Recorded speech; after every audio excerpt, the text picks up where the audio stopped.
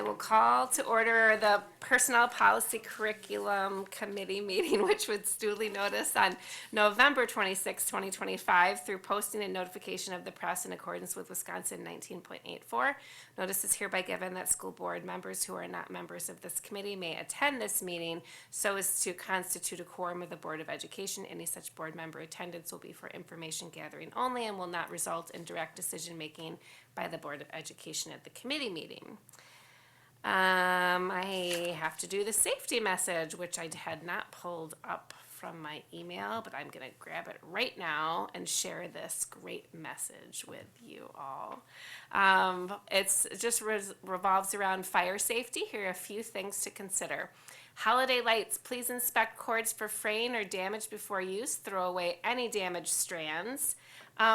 Before I say throw away, you can actually recycle those at URT, if you're familiar, Universal Recycling Technology. The school district did tours there, I think, for 2 or 3 years in a row. They're on the south side. They do often collect lots of different types of electronic materials, but string lights are one, so keep that in mind.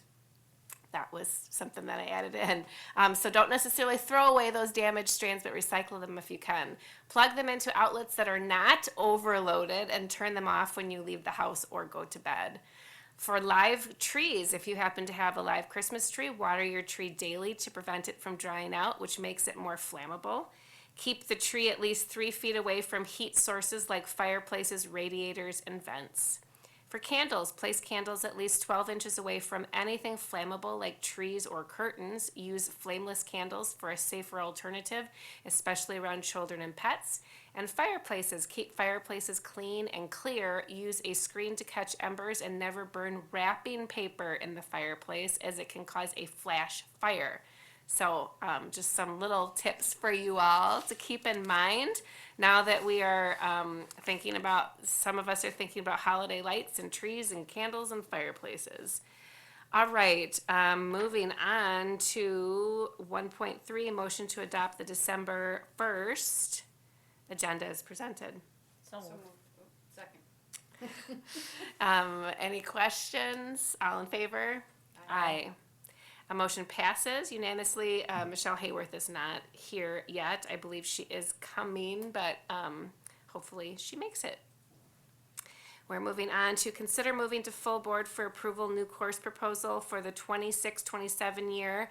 Now, I just want to let you know, these courses we did have a preliminary view of last meeting, and we should have moved these to the board to approve, and we didn't do that for whatever reason. It kind of slipped our mind. So that's why we're doing this now, so that this can officially get approved. So I need a motion to consider moving these for approval, these 3 courses: EMT Emergency Medical Technician, AP Cybersecurity, and AP Business and Marketing. So moved. Second. Any questions? All in favor? Aye. None opposed. Michelle is absent. Oh, she's not. Yay, welcome, Michelle. All right, everyone. Now moving on to 1.5 update Bright Spots presentation by Dr. Allison DeGraff and the Wilson Elementary team. Welcome, everyone. We have a lot of guests here today, and we're excited to hear from you.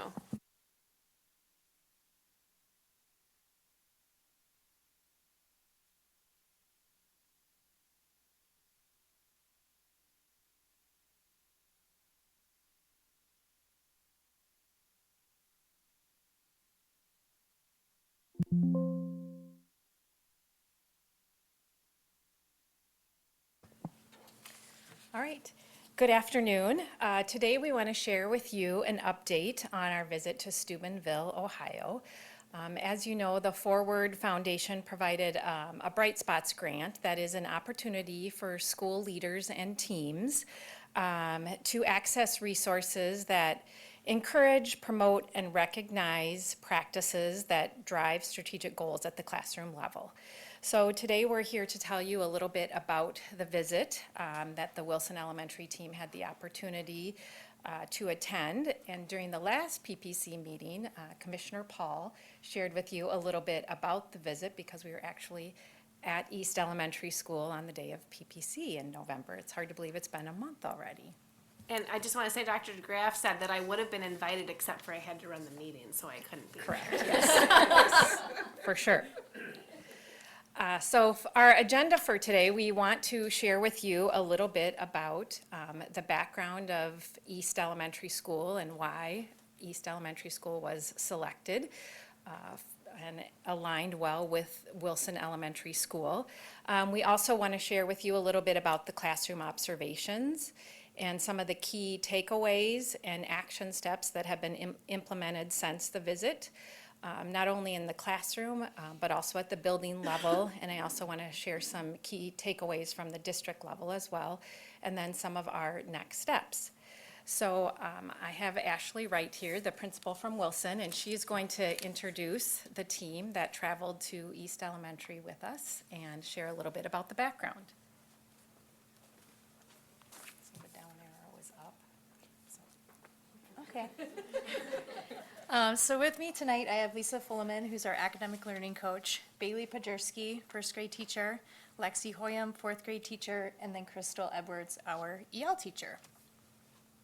So a little background of how did we get here, or how did we write the Bright Spots grant. I did some professional development last year with my staff around the Sold a Story podcast by Emily Hanford. So if you've listened, I think it's episode 11, East Garfield is featured in that episode. And specifically what kind of called to me was that East Garfield sounded a lot like Wilson Elementary School. So it's really hard sometimes for us to find a comparison with our demographical data that we have. But I was like, wow, that sounds like Wilson. So I put some of the statistical data up there from East Garfield Elementary. So they have a 100% poverty rate, 62% students of color, and they are now down to a 5% chronic absenteeism rate, but 85% of their students are reading at grade level. Our statistics are 92% poverty, 71% students of color, and that 32% chronic absenteeism rate. And our students are not at 85% proficiency, but are showing a lot of growth. So I was very curious, they have the same demographics, how did they get there? And that led us to the Bright Spots grant. Within the podcast, you hear parts of what they were doing, but you don't get to see it. You didn't hear a lot of the details of how they got there, etc. For example, in the podcast, they talk a lot about the use of language and how they start that very, very early with their students. And they're having students speak in full sentences. We'll share a little bit later. I don't want to give you all the answers, but when we went there, we got to see actually what that looks like and what tool were they using to get students to speak in full sentences throughout the day. When I did the work with my staff in the spring, I challenged them to try that for a day. I had tried it for the week before presenting it to them, and it is very hard to remember when you're responding or having students respond to you.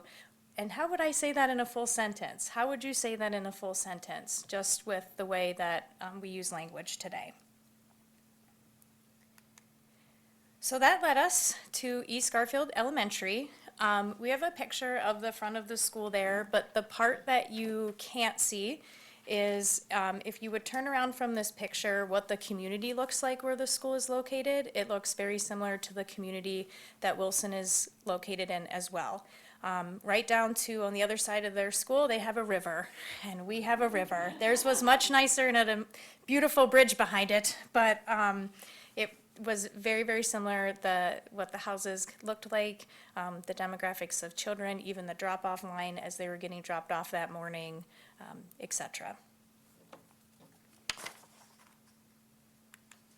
So we started our day actually meeting with the principal and their version of an academic learning coach. And we got to just hear a little bit from them, kind of how they've gotten to where they've gotten. And then we did some observations in the 3K/4K room through fourth grade. And again, I don't want to give you all the key takeaways, but it was really great to see the different grade levels, because as you walk through, there were a lot of similarities, and then there were a lot of differences too within the consistency of their rooms. We observed A majority of our morning was observing the reading block. How they do their master schedule is very interesting. So in their school, all of their staff are actually elementary certified first with a PE, art, or music add-on license. The licensure is a little different in Ohio, and requirements obviously are a little different than they are in Wisconsin. But because of that, they're able to flex group kids all morning, so everybody has the same exact reading block, and they're in that reading block for the entirety. So we spent a lot of time in reading and math, and got to see what that, again, looks like across the building. We also got to see how they implement what's called the Success for All curriculum. Even though we do not have that curriculum, what you'll see in our key takeaways today are what strategies did we pull out that they did universally that we have started to implement at Wilson or have a plan to implement some of those pieces in the future.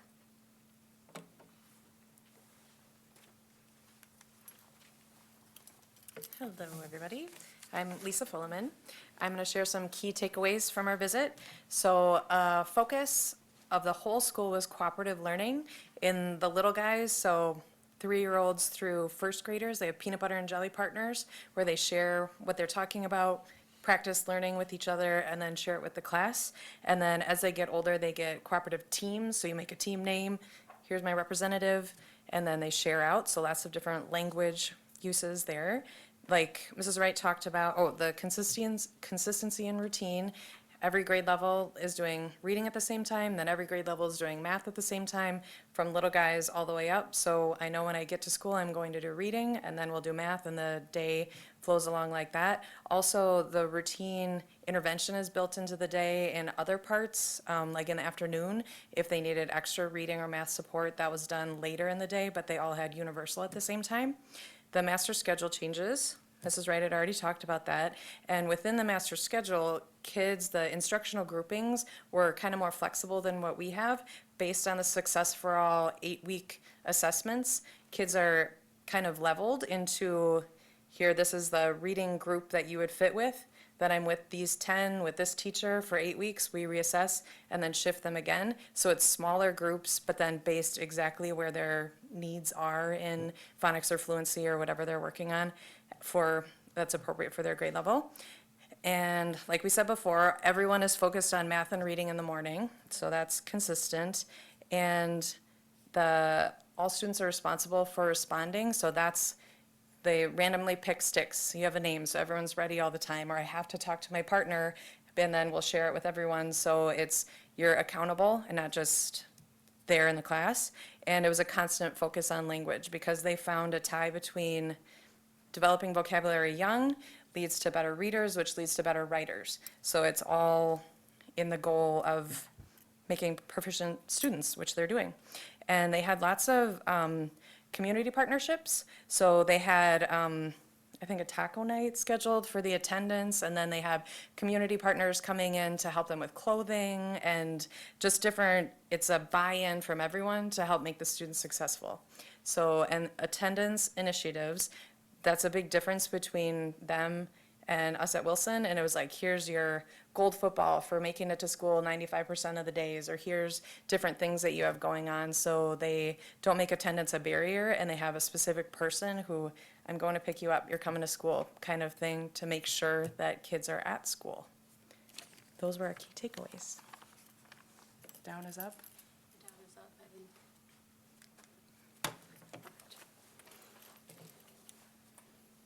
Okay, I'm Bailey. I teach first grade. Sorry, we're going to kind of said that. But I had the chance to speak with one of their first grade teachers for probably like 20 minutes, which is exciting just for me as a second year teacher, and she is a veteran. But my key takeaways were that right now, so we have Wonders, we also do Ames Web. Our goal for Ames Web for January is 18 words per minute.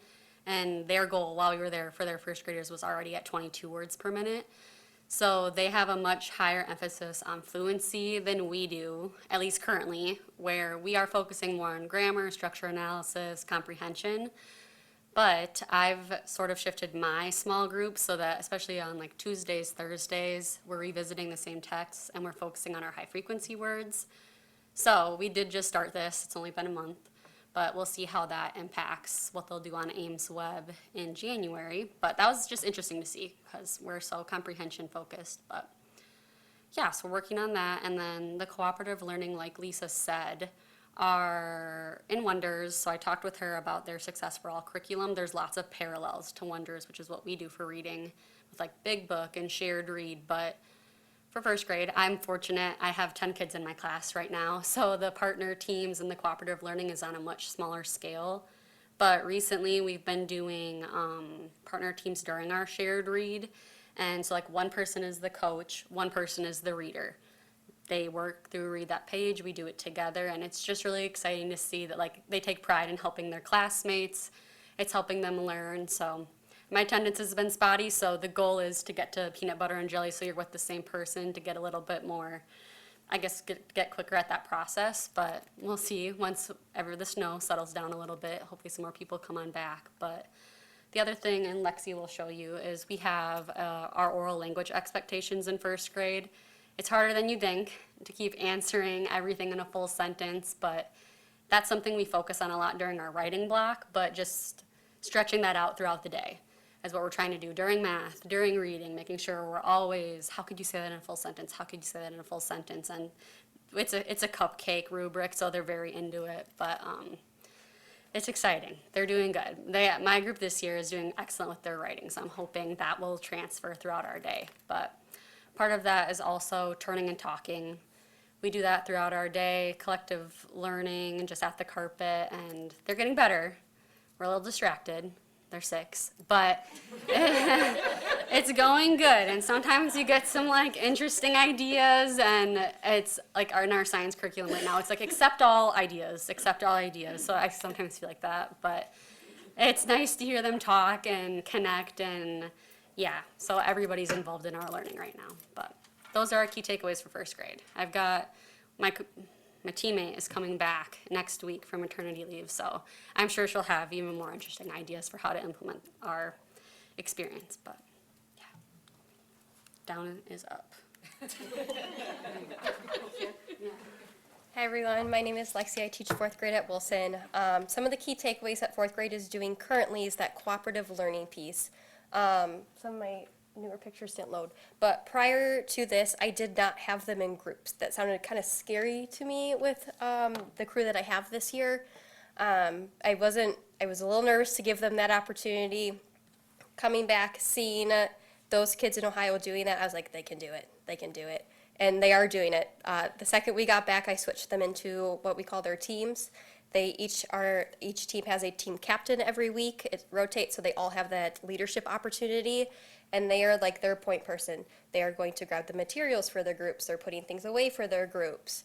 The camaraderie that the 4th graders have taken with this has been super awesome too. They're like, no, you can do it. You got it. Like the amount of like encouragement that's coming from this as well has been super awesome. All of the students are also responsible for responding. So the kind of like the popsicle sticks we talked about have been doing that. And they're all pushed to respond in those full sentences. So something that we came up with from our trip to Ohio was this rubric. I know we talked about the cupcake. So no response is just a plain cupcake. Nobody wants that. That's boring. Does not taste good. Then the one-word response is the cupcake with that frosting piece. Okay, you gave me a little something for the cupcake. The next piece is the responding in a complete sentence. That's a cupcake with sprinkles. And then kind of language that we've been using in 4th grade is that we're stretching our sentences. So this was a good thing to show them to that visual. So to stretch their sentence with that detail as they are responding with a complete sentence with those extra details, that gets you your sprinkles and your cherry, which is really enticing to 4th graders. They've really enjoyed that, and having that visual has been really great for them. We've been doing that for a couple weeks now, and I can just see the growth already. And they're like, oh, I got a full sentence, details, cherry. Like, it's part of the routine now. The next steps that we're going to be doing in 4th grade is we are going to be adjusting our reading blocks to a similar structure that East Elementary did. So as they kind of talked about, they were in that set block with that teacher for that entire time period. That is something that we switched to actually this week after break. And day 1, but it's going really well. And so that cut down on that transition time to really maximize that instructional time has been really awesome to see so far. So I'm really excited to see the outcomes of that as we continue forward into the school year. Oh, I went the wrong way. I was ready. I'm just going to elaborate a little bit on the popsicle sticks that they both talked about and the peanut butter and jelly pears, just to give you, to show, or I guess visualize what that looked like when we were there. So in every single classroom, teachers actually had an apron on, and the popsicle sticks were right in the apron. So it was so routine that there was no, does anybody know? It was, they were just pulling popsicle sticks out of the apron, and that was all the way from 3K up till 4th grade. So it was very, very routine.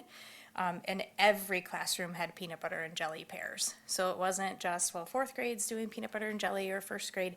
Every single classroom, all the way down to 3K, it was peanut butter and jelly pears. And when they say cooperative learning, that even looked like when it was time to do something on the computer, you were partnering with the computer, and they were engaging at the same time. So I would take my turn, my partner would take their turn, I would take my turn. It was fluid throughout the day when we were there. And it was every single classroom, almost the same exact way. I knew when, after probably the 2nd or 3rd classroom visit, when we walked into the 4th, I bet she has an apron on with those sticks. And the kids knew that too, because it was just so consistent and routine across the building. So our next steps are the oral language rubrics in every classroom. So that was the piece that was missing from the Sold a Story podcast. They didn't tell you that there was a visual rubric that they used in the classrooms to encourage and use that visual model for kids to be speaking in those full sentences with correct grammar. So we have actually already put all of those together, and I rolled that out throughout the day today with staff. You know, it was me, because I got 2 keyboards. Oh my gosh. Excuses. Yeah. It wasn't Using an me. excuse. It was me telling her why I messed up her presentation. So yeah, we rolled that out this morning, and I gave staff the why behind that, and we did some modeling kind of throughout the day today. On Mondays, Lisa and I meet with every single grade level. We start at 9 and we're done at 3, and we're every single hour, and we're meeting with every single team. Throughout the rest of this week, I have a couple more teams at the school that we'll be getting to, but everybody is expected to have those up in their classrooms this week. And their challenge from now until December 19th is to practice and to use it and to start rolling it out to kids. And then we'll be doing some walkthroughs just to check in on that. Instructional groupings, like Lexi had said, 4th grade we're going to be piloting, and when we say instructional groupings, it's kind of all hands on deck. So it's not just Lexi and the other 4th grade homeroom teacher.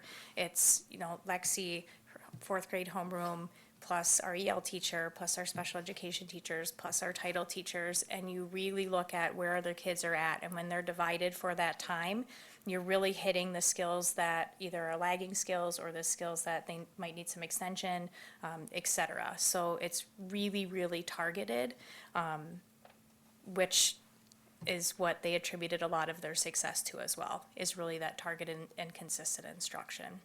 Cooperative tables, Lexi talked a little bit about that as well, and they had it down to a science with when the kids were working in their teams, they were like earning things in their team cup as part of their teamwork, and then when they were responsible for sharing out their work, their team captain had a clipboard, and what we noticed is even their clipboards were leveled for that targeted instruction, and the team captain was the one kind of keeping track of their learning on their clipboard and sharing that out.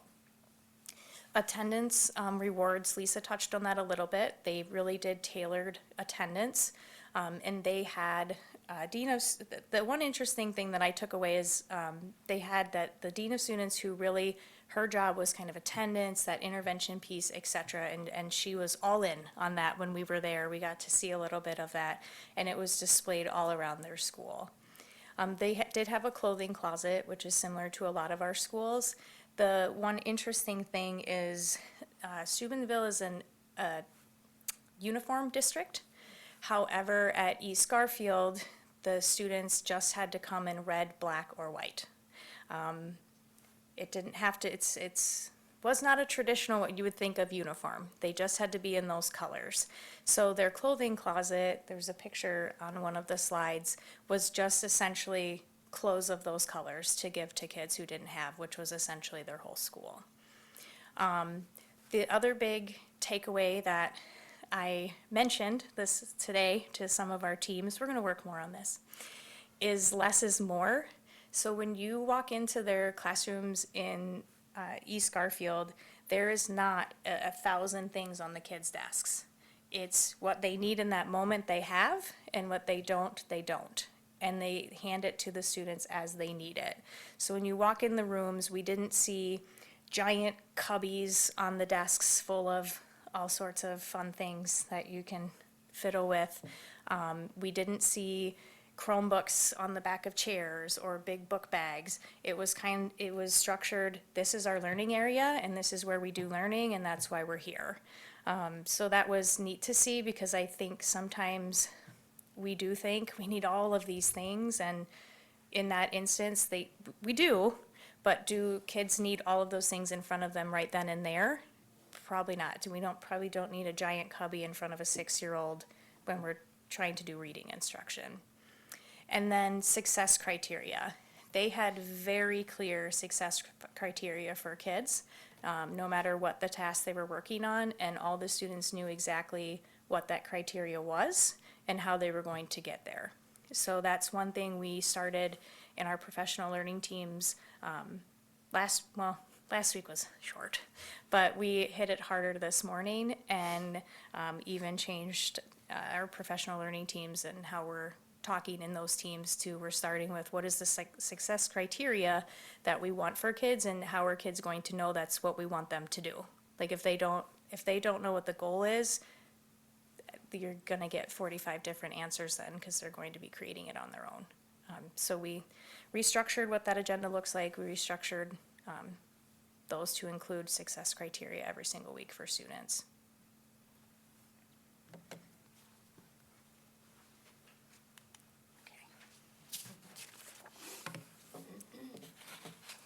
So a few district takeaways too.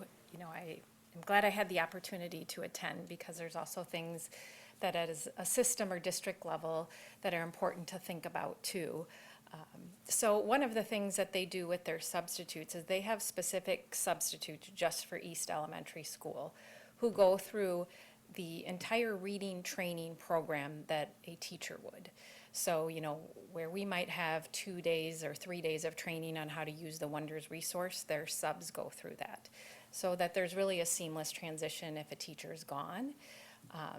That they know how to use the curriculum, they know where the staff are in the resource, and it really helps consistency for some students that don't have consistency. They mentioned the 4K program, and we do have 4K at Wilson as well, but they strongly believe in that oral language development and opportunities for kids to build their background and build experiences that they may not be getting at home. So they have a full day 4K program, so something to explore and think about, but they also invite 3K. So they're there for 2 years if they choose to be. So it's 3 and 4-year-olds, and it's not structured all day, there's structured playtime, but they really believe it's so important to get those kids there early. So those kids have very high attendance. They're part of that, just 5% absenteeism. Those 3 and 4-year-olds are there every day as well. We talked about all of our elementary schools as well have academic learning coaches. Theirs was structured a little bit differently. They call it a fidelity coach. So that fidelity coach is just about ensuring that reading curriculum is used in the way it's intended, and that those instructional groupings, so as Ashley talked about, every 8 weeks, they're looking at their data and restructuring those groups, but everybody is on board in the morning. So every music, art, phy ed, paraprofessional, anybody in the building is teaching reading in the morning. And so that fidelity coach is ensuring that all of the staff that are teaching reading are using the program in the way it's intended, and that students are engaged in that process throughout the morning. And that's why they talk a lot about, when you were hearing them talk about the popsicle sticks, because many times if you just ask students questions, you have very passive engagement in the classroom. But if kids know they're going to be called on or they have to respond, every kid's engaged in thinking about the learning. And if we don't do that, then you have kids that get away with not having to do that thinking. So that's really a key focus. Also, their tutoring, and I think if I show, which slide is it? So if you look at the picture here where there's just a desk and a chair, so that is outside every single classroom. So everybody's teaching reading in the morning, nobody is pulled out, all the specials are in the afternoon. But in the afternoon, any student reading below grade level is tutored for 20 minutes.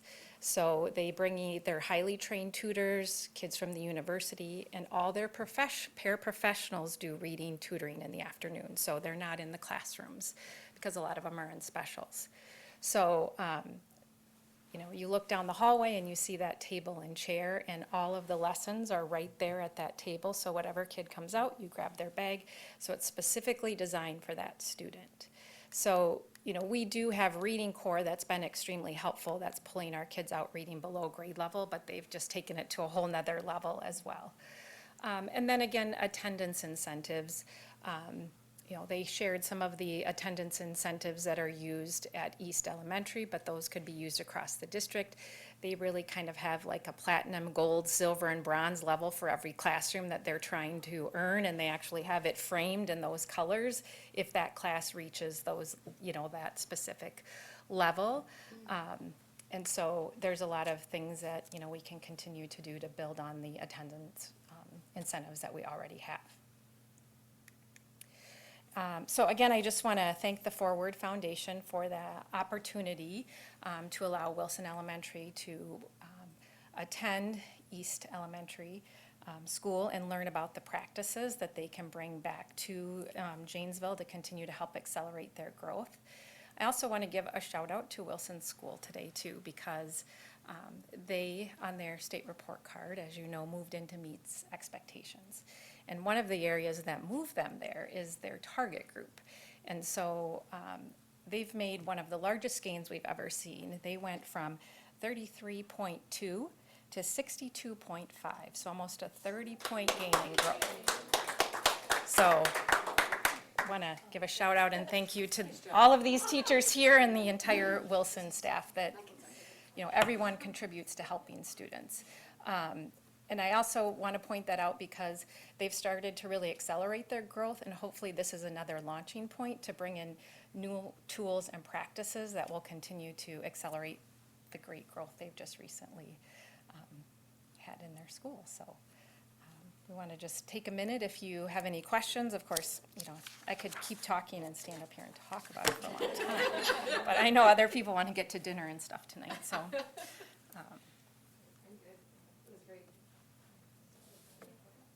I just want to say thank you to you taking the initiative to better yourself. And just when I think back to you listening to a podcast and taking it to the next step and researching and getting a grant and going there and then implementing it, that all takes hard work on top of your regular day jobs.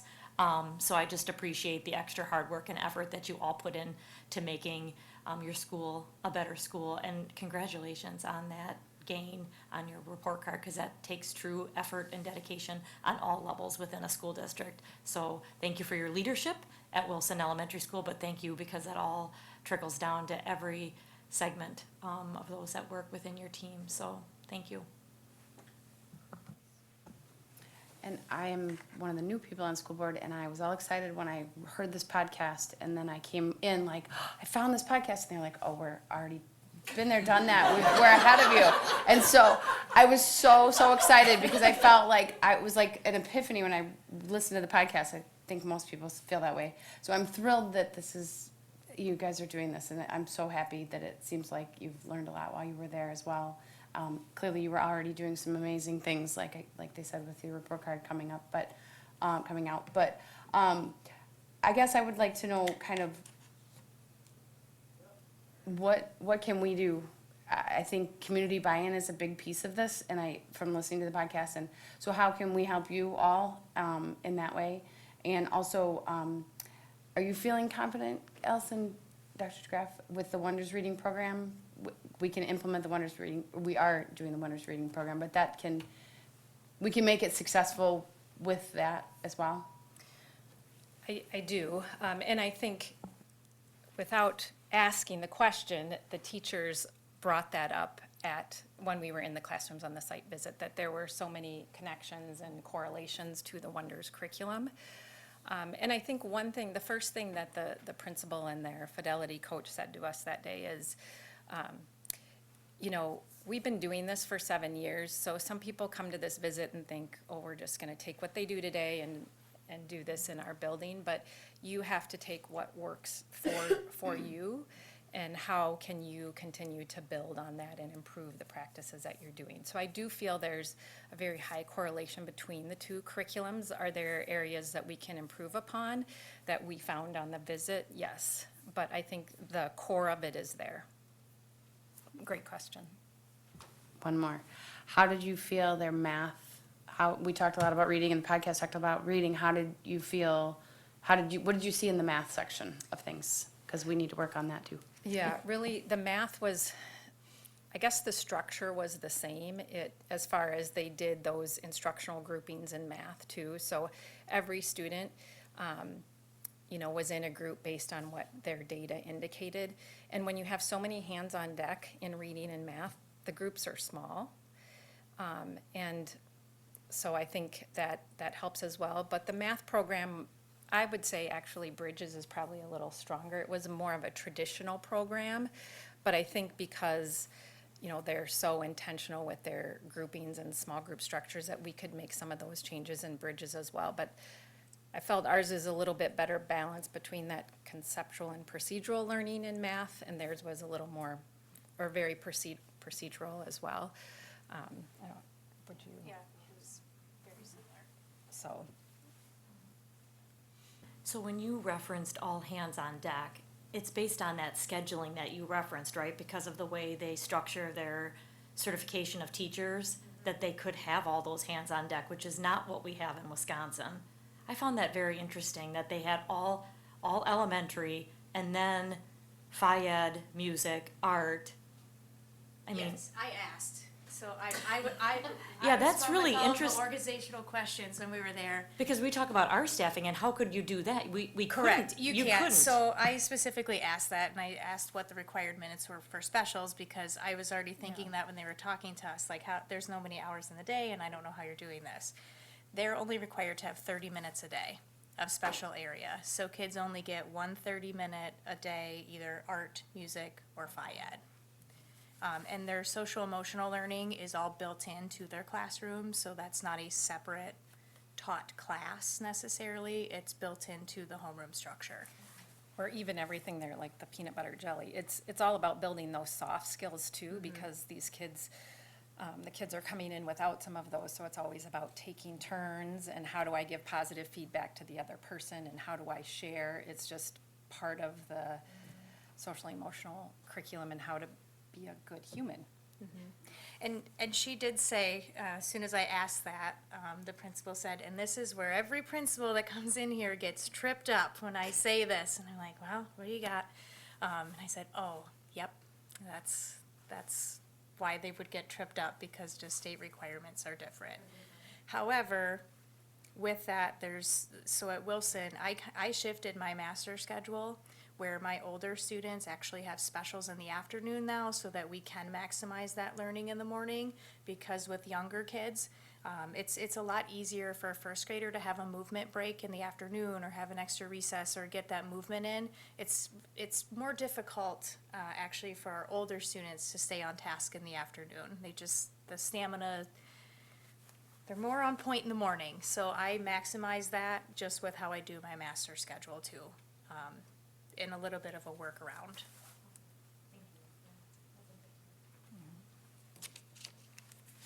Sorry, I had one more question. If I remember, they are a walking school as well, correct? Just like we are? Or do most of your students walk? I mean, I'm looking at the attendance piece of it and wondering, How? Yes, so majority of their students either walk or we did see the car drop off line. They do have a lot of busing just because of either special education needs or students that may be experiencing loss of housing, all things that our students are also eligible for that get bused currently to Wilson School. We generally have between 3 or 4 school buses just between those two items, or early childhood or et cetera. So yes, the neighborhood's located right where the school's at. This is so wonderful. I've had a lot of similar thoughts to both of you, so thanks for your comments.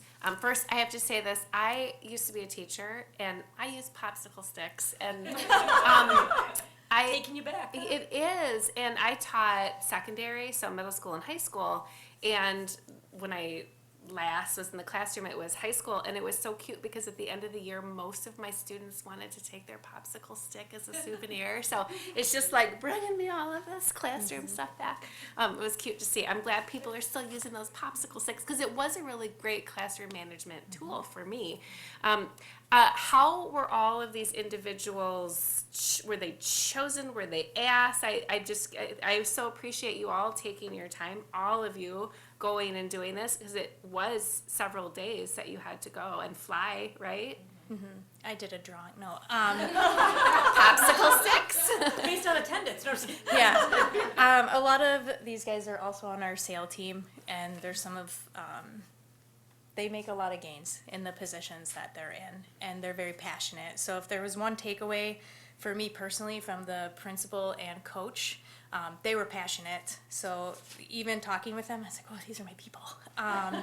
But they were very dedicated to what they did there at East Garfield, and all of these ladies are very dedicated to what they do every single day as well, which I would say was also very comparable to the staff at East Garfield. And the principal even stated that, and she said when people sign up to work at East Garfield, they know what they're signing up for, and they sign up to be here for a reason.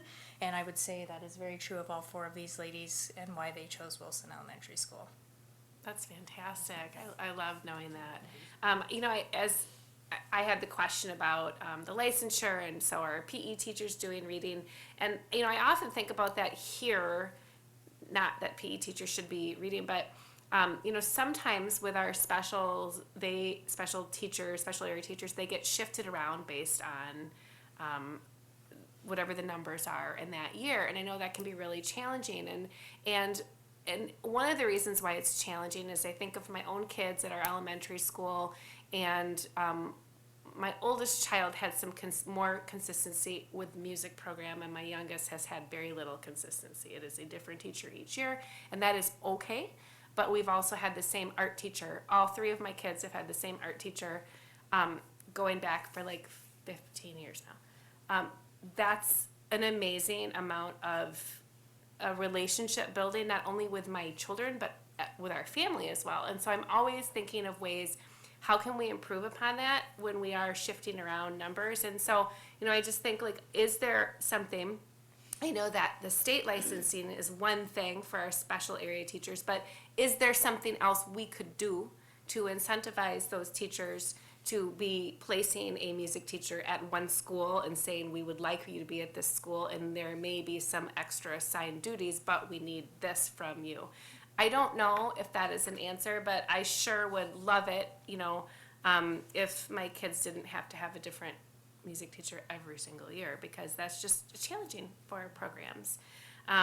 So, maybe a special area teacher wouldn't love to have to also teach reading, but they're all there for the same thing, which is to educate our kids in Janesville, and we all want the best for them. So I'm sure I have 10 million more questions and comments, and I'm gonna, because you've all been standing there for so long. This is so exciting. We want to hear more about what continues at Wilson through this. Thank you for being here, and thank you for investing in your background and your skill set and in your students in school. It matters to us. We're really excited, and congratulations on that state report card. sometimes we cry up here, and I was real close. I was real close, and I'm not a crier, but I cry here for some reason. So, all happy tears. So, Nice job. yeah, thank you all so much. Thanks for being here. Okay, moving on. Staff handbook changes, right? Yes, staff handbook changes. We don't have to vote on anything for that, do we? Okay. All right. Staff handbook changes. Carrie Mickelson. Yep, so what we're doing is going through each section of the handbook and aligning it with our board policies.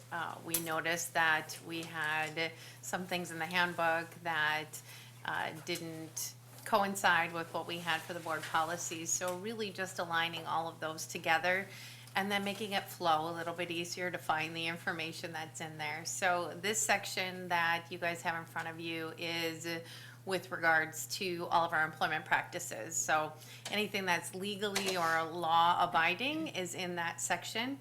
And then we also took the grievance procedure, which was built in somewhere in there, and then moved that up and created its own section in section 3 now. So all those pieces were in there. Really all we're doing now with the handbook is just simplifying the language to make sure people understand what to do when something like that happens, or they, find themselves in a situation where it does affect employment law. And just moving that and making sure that they've got links that go right to those board policies. So if they want 17 pages to read, they can go read that. But it'll have like a page that kind of summarizes what each one of those laws does. Have we approved these in the past? I'm just thinking about like what the. This is a staff handbook, correct? That is correct, yes. Not the is it also AKA the employment handbook? Yep, it's for everyone. I want to say we I have think approved I them think in the past. I think so. So, Could we approve them, or do we just? Absolutely, you could- Do we just forward So it to the you full would, board? if you We- wanted to make a formal motion in a second, we could then take action on that and move it forward at an upcoming board meeting. yeah, I mean, I feel that has been our past practice, so that we're formally updating it, and yeah, I think so. That I mean, it just Makes sense. yeah, board would be aware of this. yeah, right. I think we should. So can we? I'll Can make we? a motion Okay. to approve the employment or staff handbook changes that Carrie presented to the full board. So, second. Are there any questions? I mean, I had a chance to look through, and I forwarded on my feedback to Carrie. I mean, everything's very straightforward, so, then if there are no questions at this I time. just have a comment. I just appreciate the fact that you made a section 3, that it's very easy and readable as to what the grievance procedure is. I really appreciate that, because people don't have to dig for it.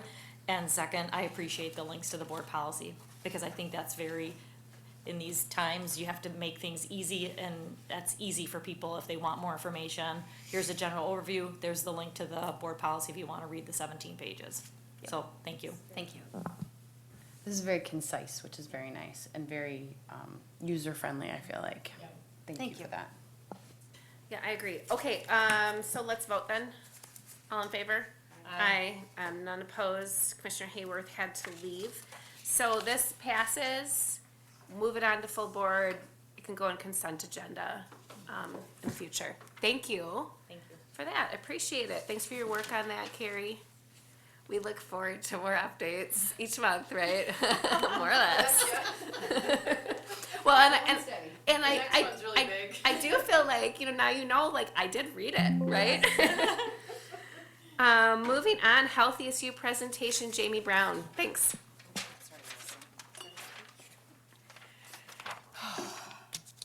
Okay, good evening, commissioners. Today I am here to talk to you about a very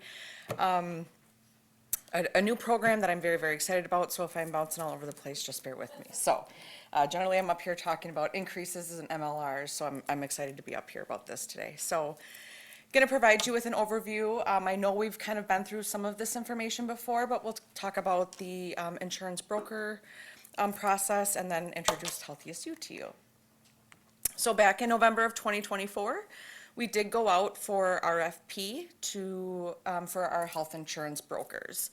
We did get back about 4 to 5 people who we had first round interviews with. We were able to narrow that down to 2 finalists. And then I needed some time to just kind of go through some things and see how our current programs may be adjusted if we were to switch brokers. So made it through that, and then in September, we made the official transition with USI. USI stands for Understand, Service, and Innovate. We have a dedicated 6-person team. Sometimes, we meet once a week, and sometimes someone new is jumping on for a topic that they're specialized in, and so they, provide us with information. USI is also very familiar with the school district space. So they do have about 95 to 99% of the surrounding districts in our area. When USI came on board, we did kind of have a full list of things to do for them. So we wanted an analysis of all of our benefits that we're currently offering. They're going to get all the data and what, we talk about MLR, but what are those claims that are producing that MLR? So they'll do a detailed claims review. They're going to evaluate our retiree plans. We're going to really look into self-funded and what that financial analysis would look like. And then the big goal, district clinic.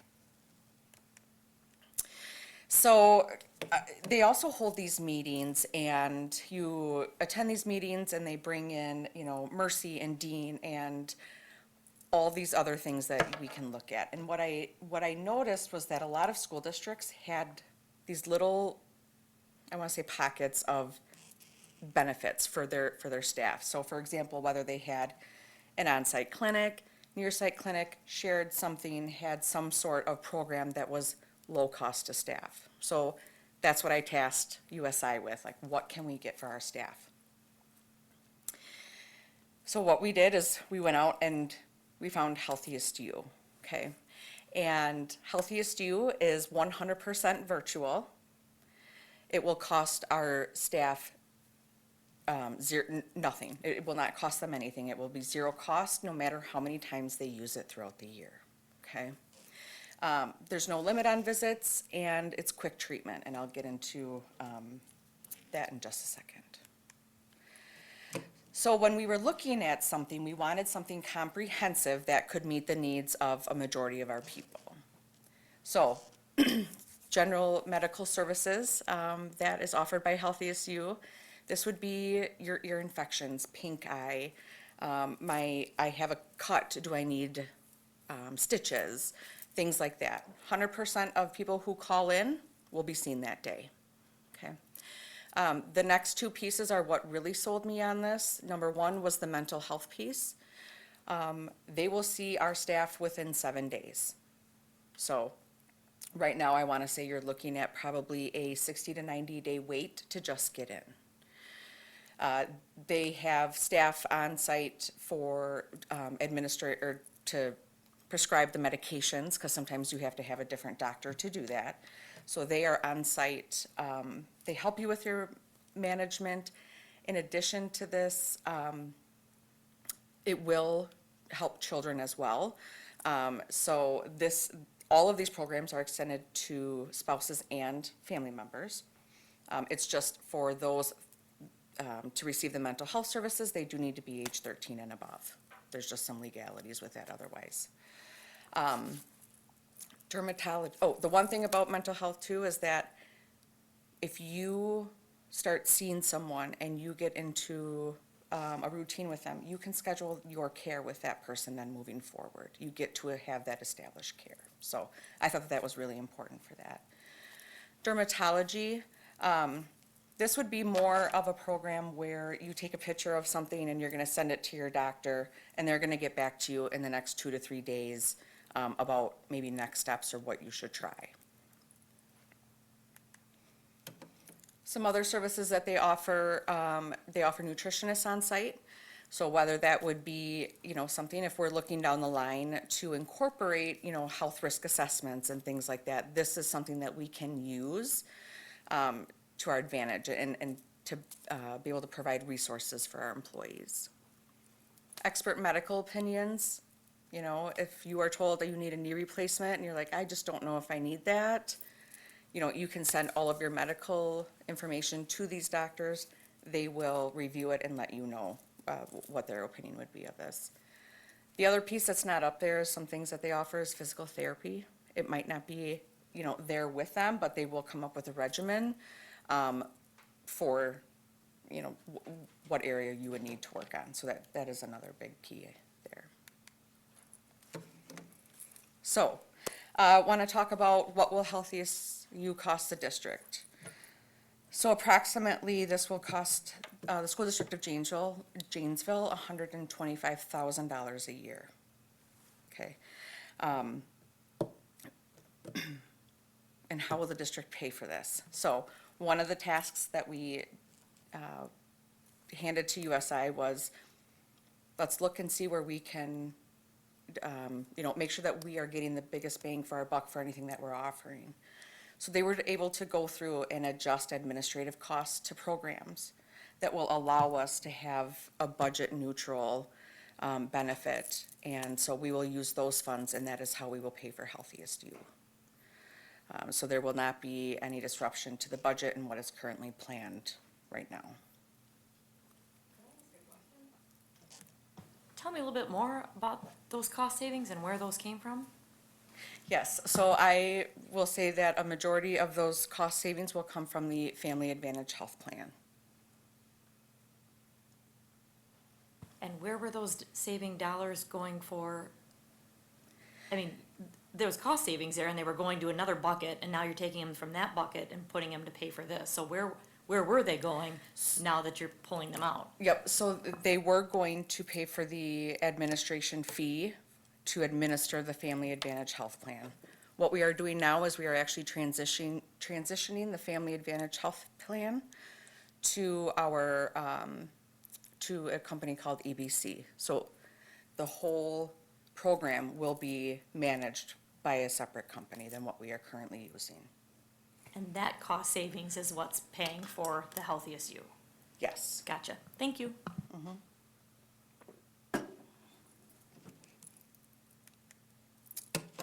So, investing in Healthiest You is what I believe is an investment in our staff. One, off the bat, we're gonna increase their access to care. They're gonna be able to see somebody much sooner, and they get to avoid the ER, urgent care, all the things. It'll also help staff prepare to use district-sponsored clinics, should we get there, right? It kind of is gearing them, shifting them towards away from, not away from Dean and Mercy, but not just used to just that hospital system, right? And also assist with reducing our plan utilization. So we talk about MLR all the time. And so what the hope is that we can't get away from the big bucket claims, right? But what we can do is maybe help minimize the in-between claims. So all the urgent care visits, ER visits, all of those things. So hopefully this will start to chip away at that. And what I would also say is this is not the end plan, right? This is not where we need to be. This is just the bridge until we can get there. So, yes, Healthiest You. How is this going to be? Well, first of all, thank you for finding this, and thank you for figuring out a way to pay for it, cost neutral. I just always like budgetary questions, so I appreciate your patience in me asking that and responding. How is this gonna be rolled out to staff so that they understand the benefit of it and get used to doing this? Because some of this might be foreign to them, because it's telehealth. Absolutely. And some people are so ingrained into going to urgent care, and so how, I mean, on what platform district-wide? Because it'd be great if you could roll back the clock and introduce this in August when you had everybody in front of you, but you don't. So what's your plan? Yeah, so the goal is that tomorrow, I wanted to present to you guys first. Yeah. So tomorrow, email will go out to all staff. In addition to that, we are hosting 2 virtual meetings where we will have our USI team and Healthiest You on the call for any questions. We'll go through like creating your account. You can, it's easy as an app or on the web, on your, on your computer. We'll go through all of those things with them. In addition to that, there will be those friendly reminders that perhaps every couple of months, don't forget, we have this telehealth option that is free for you to use. Just because our inboxes get so full, is there any opportunity or has there been any thought or consideration of maybe having this on a principals team meeting and spending 5-10 minutes showing them how to get on and accessing it on? Because there you have the staff right there and people don't have, just as a little small activity. Yes. Because people read an email and then like, oh, I'll get to that around and then don't do it or don't watch a webinar. Yes. But if they're actually say, hey, take out your laptops, let's all create a username and a login, they're more, oh, I see it, or I'm having difficulty. Peanut butter and jelly, and then an opportunity to help your partner. I'm just saying people would be more engaged if there actually had somebody walk them through it as opposed to just, no offense, Nope. sending an email is fine, but then what's that next step to actually get people to utilize it? Just a thought. Yes, thank you. The other thing I was thinking is, if there was anyone that had what is the word I'm looking for? A person who's used this system before and can kind of sing its praises. Like, is there anyone who's been out there? There's a word for that, and I'm blanking. Testimonial. That's the word I was looking for. Thank you. There's a lot of that going on these days with my not thinking the word, getting the word I want. Testimonial. To kind of get people excited about it a little bit, because I do think if your friend is using it down the hall at school and she's like, oh my gosh, I got my daughter in a day, it was great, it was amazing, I think positive reinforcement, I think that helps. I'm highly more likely to use something if you tell me it's great, I'd be like, oh, I'll try that app. So just something along those lines possibly too. And I think we talked a little bit about it in our meeting, that I think this is gonna be a big hit with the younger generation. I don't think our older generation of teachers who've been in the district for 40 years are probably gonna get real excited about this and jump on. I think that there are a younger generation that is used to doing so much online that a doctor's appointment online is not anything different. And I think that's where we're gonna see a big uptick personally. I'm wondering if Healthiest You has any advertising. Like, did they have any videos? Is there like a role play where someone can be like, oh, my throat hurts. You. I don't know. I'm just thinking of the ways that it would help me to see that and like know what it looks like. I'm sure once we've implemented it and there are people using it, that we will naturally have people just promoting. So I guess if Healthiest You has any marketing that they can share, hopefully they do. Yeah, we do have their marketing pieces that will be rolled out as well with the email. And then the hope is that we will email all the building administrators. They can print those, put them up in their buildings around. And again, it's when you're implementing something new, it's just gonna have to kind of be that, here's your reminder, here's your reminder, here's your reminder. So one of the things I'm thinking about is like, what's the bill for the urgent care?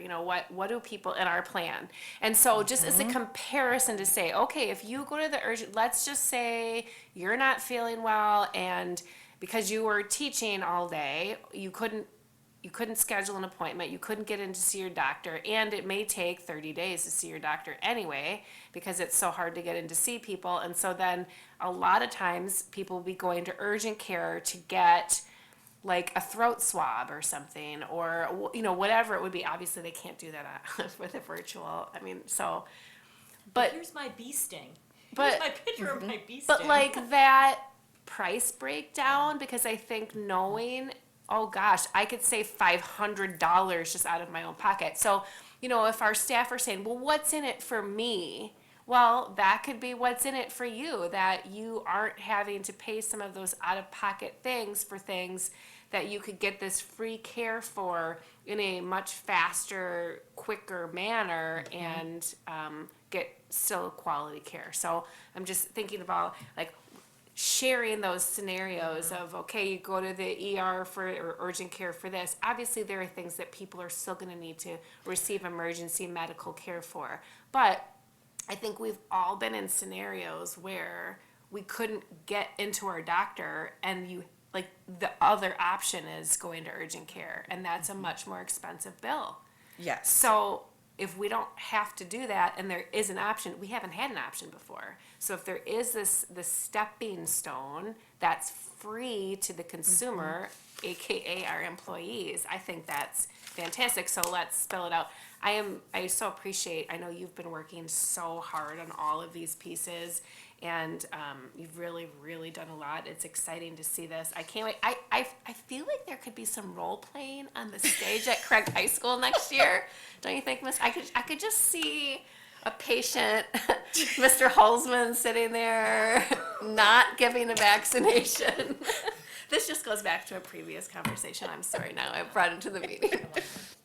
I do appreciate, I think a big benefit of this is the mental health services that they provide. So I would really strongly encourage focusing and promoting that, because if somebody can get in within 7 days as opposed to waiting 60 to 90, and with some of the mental health issues that, and challenges that we experience in some of our staff and family members, I think that's really awesome that they include that. So that's just great. That was one of the big sellers. And we talked a little bit about this in the benefits committee meeting. Also, if you do need a throat swab, like, they can send you to a lab. So they can say, yeah, it sounds like your symptoms are X, Y, and Z, so you probably should get a throat swab. Why don't you go to this lab and get it? So it does, but it takes that extra piece out. So you could have a thing where you need to go to the doctor, quote unquote, but they can just send you directly to the lab, which I also think is a huge time saver. They can have you in and out of the lab usually pretty quickly, but it's sitting, waiting, it's a time saver for you as the consumer, as our staff too. Like, you don't have to sit and wait for in the urgent care or whatever. So I thought that was a good thing too. Well, this is very exciting. Thank you. I'm looking forward to seeing the benefits to our employees and how it's helping them. And, for the mental health and dermatology. And while this may not be the end care, it could be like the care that works. But I love that it is a stepping stone to bridge the gap when there may have been a complete roadblock previously for our people, that, we're just giving a whole extra set of care options that's totally free. So that's fantastic. Thanks for doing the work, not just for this, but in bringing in a new broker and doing the RFP process, because that's a lot of work too. And you don't know. When you start that, you don't know what's going to happen. And so thankfully this has brought some really great gains, and I'm excited. So we look forward to, what is the acronym again? USI. Keep doing some work and save us some more money and help our employees receive better care. Thank you. All right, any announcements or updates? I don't have any other than whatever our next meeting is, which is in January. Whatever that date is, January 5th, everyone. So we will be having our agenda planning meeting next week. So of course, if there's anything that you want to make sure that we have on our agenda to talk about let me know in advance. Otherwise, I believe we are done and adjourned. Thanks for being here.